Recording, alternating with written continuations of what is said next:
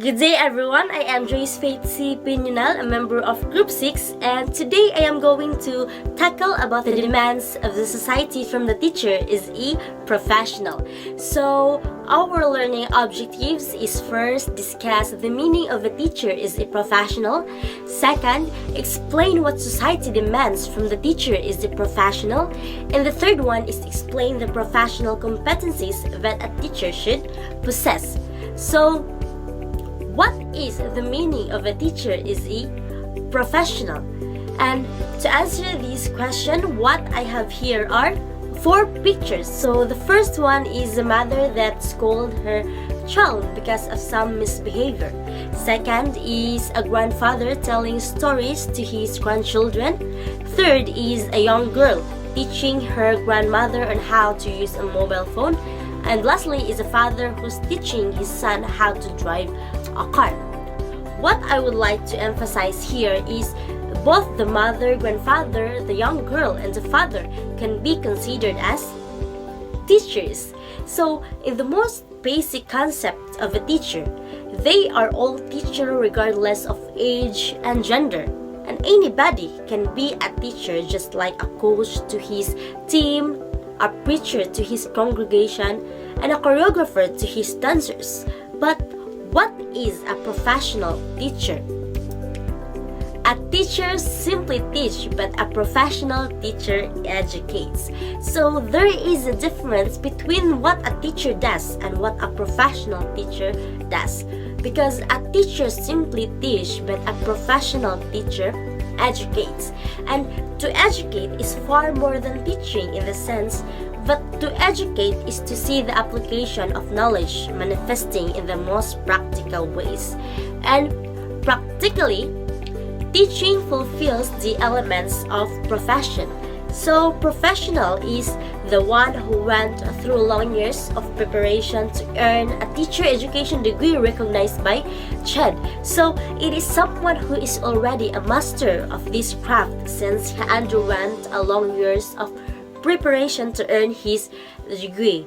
And here in the Philippines, a teacher is considered as professional if first finished a 4-year program. So maybe education courses or any bachelor degree plus education units. So second is able to secure a teaching license. So how?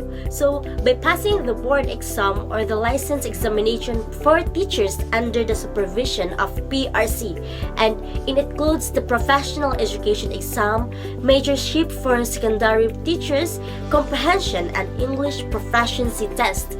And when you are already in the field of teaching, you must third, continue professional growth as mandated by Continuous Professional Development Act of 2016. So, as a professional teacher, you are obliged to renew your license every 3 years on condition that you can show a proof of CPD with total units of 45 units. So, you may indulge yourself in various seminars or trainings, or you can also enroll in graduate studies and also can be part of an action research. All of these are required of a teacher so you can fully develop competence in your chosen field. But it doesn't end yet, because aside from competencies as one of the elements of profession, ethics is also important. So the last one is professional teacher expected to abide by the code of ethics for professional teachers. So ethics are rules of moral behaviors governing an individual or a group. So what is the importance of ethics? So the importance of ethics is that it ensures the responsible practice of one's professions. So the Code of Ethics defines that the teacher is a licensed professional teacher who possesses dignity and reputation with high moral values as well as technical and professional competence. He or she adheres to observe and practice a set of ethical and moral principles, standards, and values.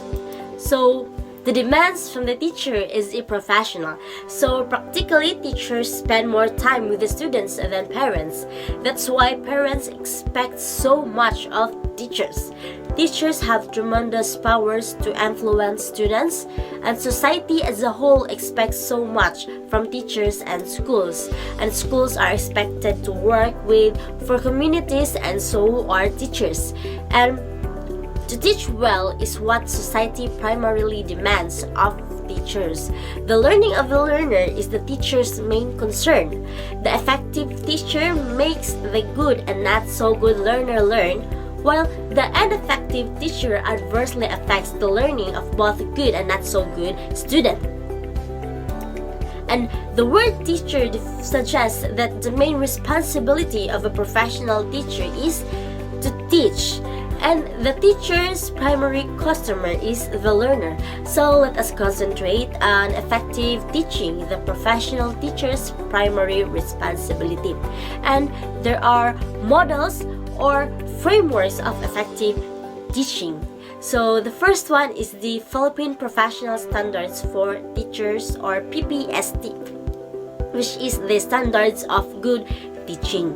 So this PPST shall be used as a basis for all learning and development programs for teachers to ensure that the teachers are properly equipped to effectively implement the K-12 program. It can also be used for the selection and promotion of teachers. We also have 4 evaluation models of effective teaching. So let's start. So the first model of effective teaching is the Robert Manzano's Social Teacher Evaluation Model of 4 domains. So the first domain is classroom strategies. So it includes routine events such as communicating learning goals and feedbacks, and establishing rules and procedures. So second, addressing content by helping students interact with new knowledge, practice and tap in new knowledge. Also helping students generate and test hypotheses, and lastly, engaging students, recognizing adherence to rules and procedures, establishing and maintaining effective relationships with students, and communicating high expectations for all students. So the second is planning and preparing. So planning and preparing for lessons, for use of technology, for the needs of students receiving special education, and for needs of students who lack support for schooling. So third one is reflection and teaching. So evaluating personal performance, such as identifying areas of pedagogical strengths and weaknesses, developing, implementing, and monitoring a professional growth plan. And lastly is collegiality and professionalism. So promoting positive interactions with colleagues, students, and parents, seeking mentorship for areas of needs of interest, and mentoring other teachers and sharing ideas and strategies, adhering to school rules, procedures, and participating in school initiatives. So the second model of effective teaching is Charlotte Danielson framework for teaching. So first one is planning and preparation. So teachers be plan and be prepared in taking and handling students well in order for them to learn something. So second is classroom activities. So in order for the students to be inspired, they will love to be comfortable with their environment. So third one is instruction. So teachers responsible in making instructions toward their students, so in order for them to fully understand the things they need to do. The fourth one is professional responsibilities. So teachers should maintain accurate records and communicating with families, participating in a professional community, and growing professionally, showing professionalism. So the third model of effective teaching is James Strong's Teacher Effectiveness Performance Evaluation System. So the first one is the professional knowledge. So it requires to combine subject matter expertise, pedagogical knowledge, and understanding of students and their learning process, all for the purpose of increasing students' achievement. Second is instructional planning. It includes not only planning of what students will learn, but how they will learn it. And third is instructional delivery. Well, it refers to the instruction among the students, the teachers, the content and knowledge, skills, disposition students will need for learning and collaborating with others in a diverse society and rapidly changing world.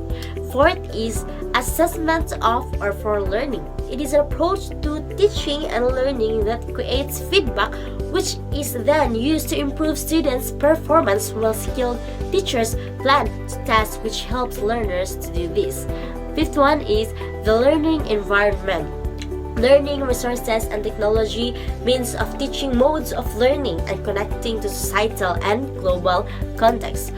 Sixth one is professionalism. So maintains a commitment to professional ethics, communicates effectively, and takes responsibility for and participating in professional growth, that results in enhanced learning. The last one is student progress. So the work of the teacher results in acceptance, measurable and appropriate student academic progress. And the last model of the effective teaching is the McCreel Teacher Evaluation Standards. So it composed of the teachers demonstrate leadership, teachers established a respectful environment for a diverse population of students, teachers know the content they teach, teachers facilitate learning for their students, and teachers reflect on their practices. So that's all. Thank you and have a good day.